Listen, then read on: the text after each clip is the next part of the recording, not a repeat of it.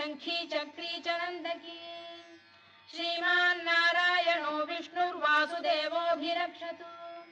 वनमाली गरीशाङ्गी शंखी चक्री च नंदकी श्रीमान्नारायणो विष्णुर्वासुदेवोऽभिरक्षतु इतीदं कीर्तनीयस्य केशवस्य महात्मनः नाम्नां सहस्रं दिव्यानामशेषेण प्रकीर्तितम् य इदं शृणुयात् नित्यं यश्चापि परिकीर्तयेत् नाशुभं प्राप्नुयात् किञ्चित् सोमुत्प्रेह च मानवः वेदान्तको ब्राह्मणः स्यात् क्षत्रियो विजयी भवेत् वैश्यो धनसमृद्धः स्यात् शूद्रः सुखमवाप्नुयात्